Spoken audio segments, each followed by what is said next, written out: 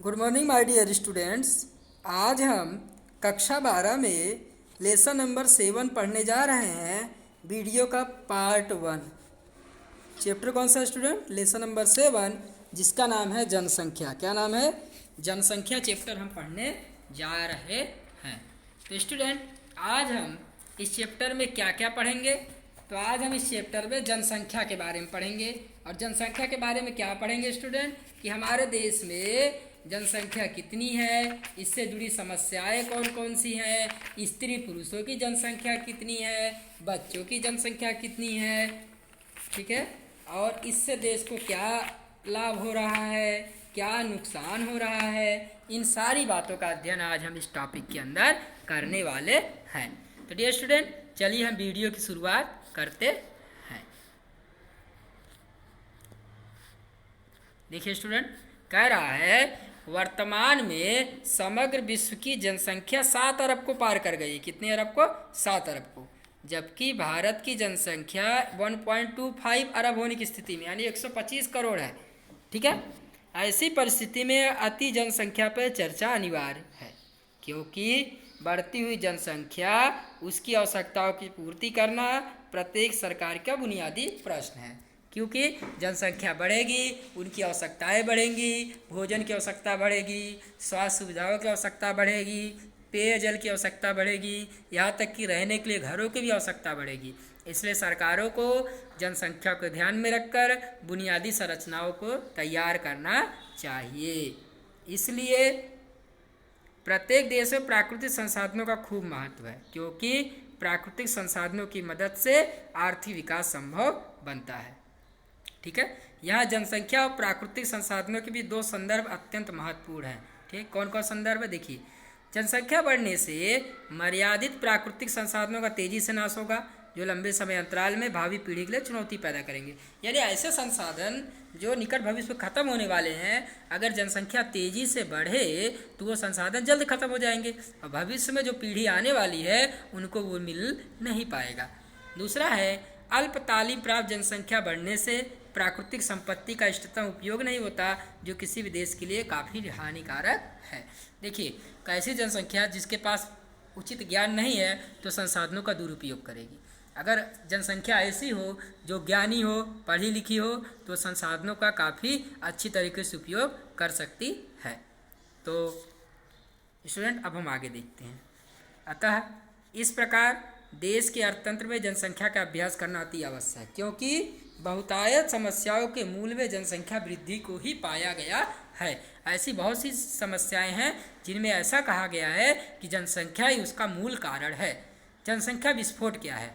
देखिए, जनसंख्या विस्फोट क्या है? तो भारत में मृत्यु दर में गिरावट हुई है, जन्म दर में गिरावट नहीं हुई है। इससे क्या हो रहा है? लोगों की मौत कम हो रही है, जबकि लोगों की संख्या क्या हो रही है? निरंतर बढ़ रही है। इसी को हम जनसंख्या विस्फोट कहते हैं। कहने का मतलब है, मृत्यु दर कम हो जाए, जन्म दर बढ़ जाए, जन्म दर में गिरावट ना हो, जन्म दर लगातार बढ़ते रहे, मृत्यु दर कम होता रहे, तो जनसंख्या क्या होगी? बढ़ती रहेगी। इस प्रक्रिया को हम जनसंख्या विस्फोट कहते हैं।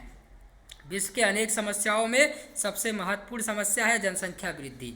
ठीक है, विश्व में कई समस्याएं हैं, जिनमें एक समस्या जनसंख्या वृद्धि की भी है। चलिए स्टूडेंट, अब हम थोड़ा और रिपोर्ट आगे देखते हैं जनसंख्या वृद्धि के बारे में।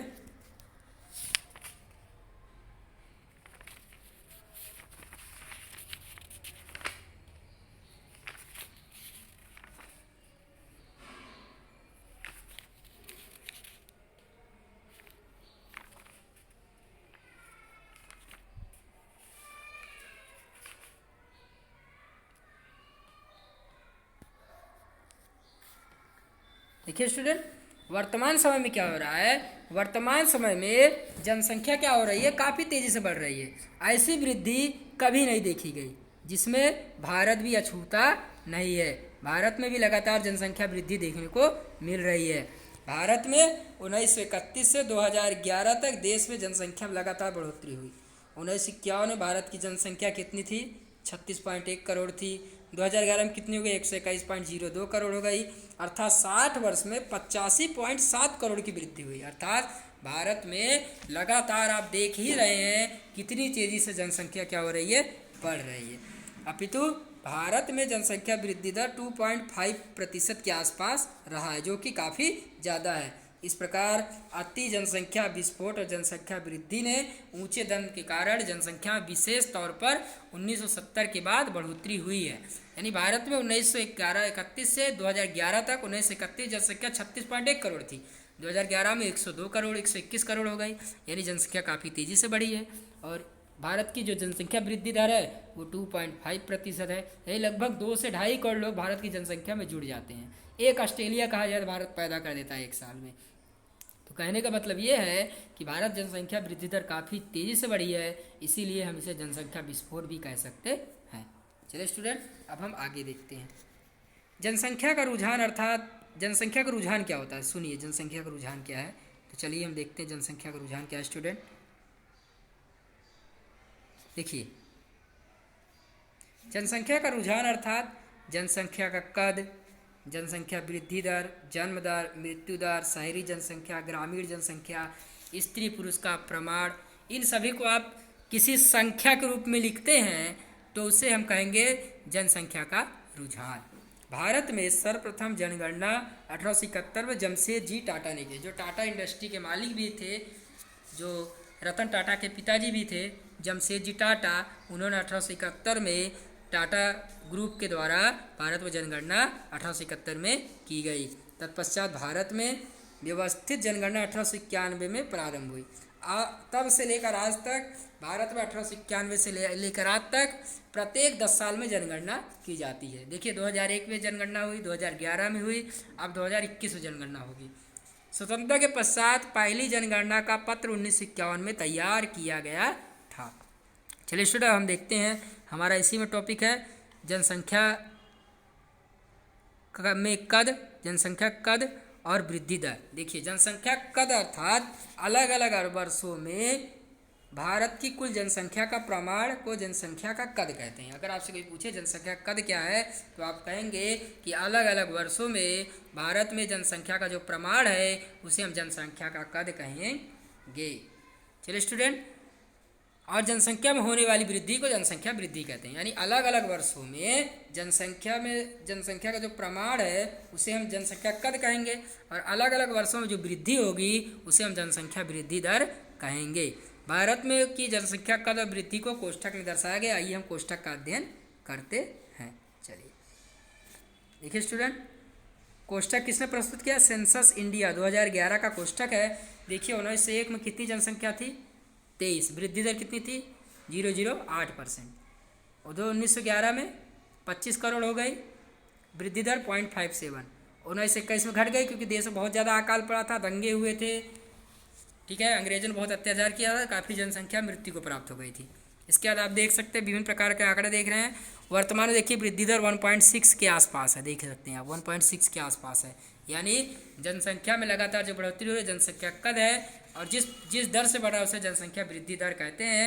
आप देख सकते हैं कि जनसंख्या दिया 1901 से लेकर 2011 तक का, और इधर वृद्धि दर दिया है, देख लीजिए आप। तो इस प्रकार से हमारी जनसंख्या लगातार क्या हो रही है? बढ़ रही है। और इसका ग्राफी निरूपण भी हम देखते हैं। देखिए ग्राफी निरूपण भी दर्शाया गया है। चलिए हम ग्राफी निरूपण देखते हैं। देखिए ये ग्राफ के माध्यम से दर्शाया गया है, देख सकते हैं आप ग्राफ के माध्यम से कैसे दर्शाया है, देख रहे हैं स्टूडेंट आप। तो अब हम इसका विश्लेषण करें तो क्या हम पाते हैं?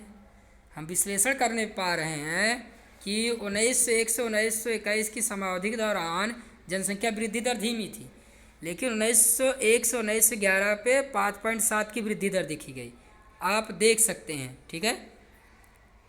इसके बाद थोड़े समय के लिए 1921 जनसंख्या कमी हुई। उसका कारण क्या था? कॉलरा, प्लेग, क्षय, इन्फ्लुएंजा जैसे महामारियां फैल गई, जिससे क्या हुआ, लोगों की मृत्यु ज़्यादा प्रमाण में हुई। 1921 को छोड़ दिया जाए तो इसके बाद लगातार जनसंख्या बढ़ी, आप सारणी में देख सकते हैं। इसलिए 1921 के वर्ष को भारतीय जनसंख्या का महान विभाजक वर्ष के रूप में भी जाना जाता है। उम्मीद है स्टूडेंट इतना आपको समझ में आया होगा। चलिए आगे देखते हैं। देखिए 1951 में भारत ने आयोजन शुरू किया। आयोजन 1951 में जनसंख्या कितनी थी? तो आयोजन के समय में भारत की जनसंख्या जो थी वो 36.1 करोड़ थी। उसके बाद 1911 में 25.2 करोड़ हुई, फिर उसके बाद लगातार 2011 में 121.02 करोड़ हो गई। इस प्रकार से लगातार क्या हो रहा है? जनसंख्या बढ़ रही है।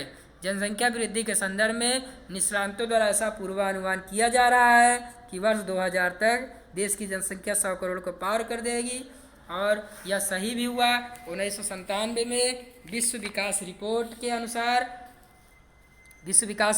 अनुसार भारत की जो जनसंख्या स्टूडेंट वो क्या हो गई है, 1995 में 93 करोड़ थी, 2011 में 102 करोड़ थी, और 2025 में 139 करोड़ होने का अंदाज़ा है, ऐसा हम कह सकते हैं।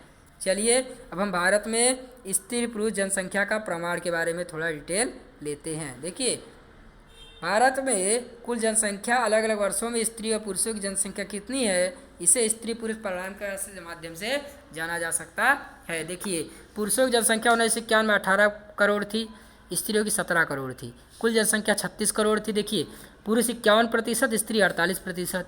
इसी के बाद देख लीजिए आप, स्त्रियों की संख्या क्या हो रही है, लगातार घट रही है। फिर 2011 में थोड़ी जनसंख्या क्या हुई है, बढ़ी है। कोष्ठक में देख लीजिए आप, प्रतिशत को दर्शाया गया है।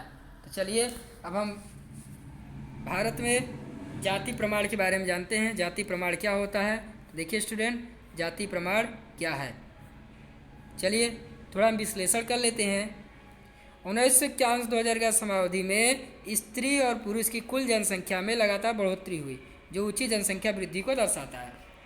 प्रतिशत की दृष्टि से देखें तो पुरुषों की जनसंख्या 1951 में इतनी थी और 2011 में इतनी हुई, जो 0.2% की वृद्धि दर्शाता है। लेकिन यहाँ पर हम देख रहे हैं कि किसी भी साल में स्त्रियों की तुलना में पुरुषों की जनसंख्या अधिक थी, लेकिन स्त्रियों का देखिए 48.63% 1951 में, जो -0.7 की 0.17 कमी दर्शा रहा है 2011 में। आप देख लीजिए कमी हो गई है, यानी स्त्रियों की संख्या क्या हो रही है, लगातार घट रही है।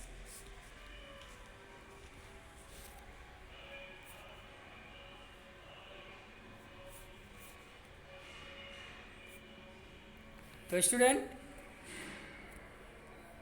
आज की वीडियो में इतना ही। अब हम अगला वीडियो कल देखेंगे, ठीक है। Thank you very much, see you letter.